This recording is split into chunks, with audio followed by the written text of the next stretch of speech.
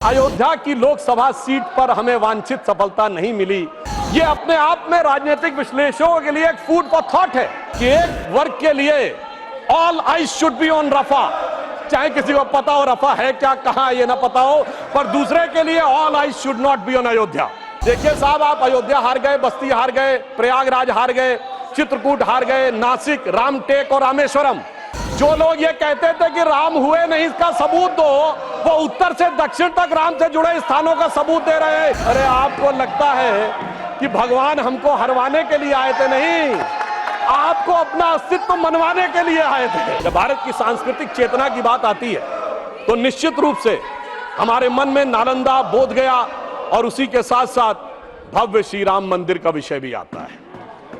परंतु इस बार बड़ी मजेदार बात है कि अयोध्या की लोकसभा सीट पर हमें वांछित सफलता नहीं मिली और उसको लेकर इनके चेहरों के ऊपर जो चमक दिखाई पड़ती है, ये अपने आप में राजनीतिक विश्लेषकों के लिए एक फूड फॉर थॉट है।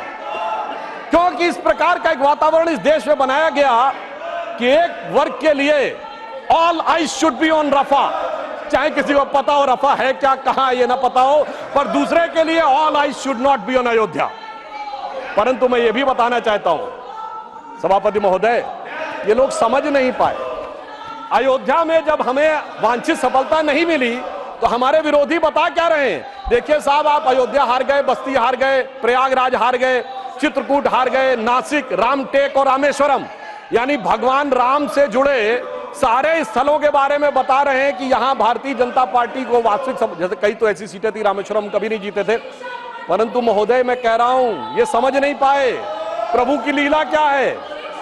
जो लोग ये कहते थे कि राम हुए नहीं, इसका सबूत दो, वो उत्तर से दक्षिण तक राम से जुड़े स्थानों का सबूत दे रहे हैं कि अयोध्या भी राम से जुड़ी थी, बस्ती भी जुड़ी थी, प्रयागराज भी था, रामटेक भी था, रामेश्वरम भी था।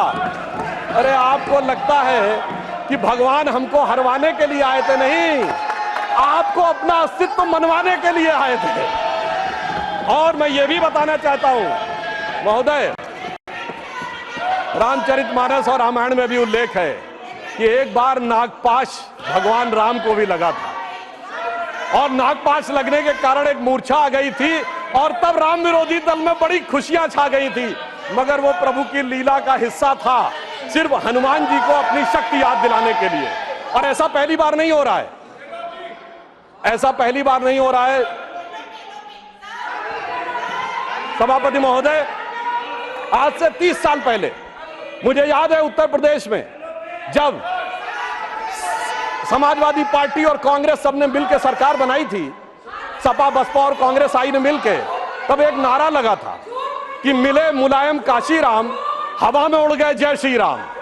मगर हम तब भी नहीं डिगे थे और जो हवा में उड़ाने की बात कर रहे थे, 3 साल में हमने केंद्र में सरकार बना के दिखा दी थी और उत्तर प्रदेश में भी सरकार बनी थी। अरे अब तो इतना अंतर आया है, तब आप हवा में उड़ाने की बात कर रहे हैं, अब आप एक एक स्थान को बता रहे हैं। आप निश्चित रहिए, जिसे एक हम लोग जो प्रसिद्ध भजन सुनते थे उसमें ये कहा गया है, जो हनुमान जी का प्रसिद्ध भजन है कि रावण युद्ध अजान कियो तब नाग की फांस सबे सिर डारो। परंतु चिंता मत करिए, वो शक्ति पुनः जागृत हो रही है और वो जागृत होकर हमें पुनः वहां तक पहुंचाने का प्रयास रखेगी। और एक मैं गंभीर बात करना चाहता हूं, श्री राम का विषय हमारे लिए हार जीत का विषय नहीं है। हम 2 सीटों की पार्टी थे, तब भी उतनी श्रद्धा और निष्ठा के साथ खड़े थे।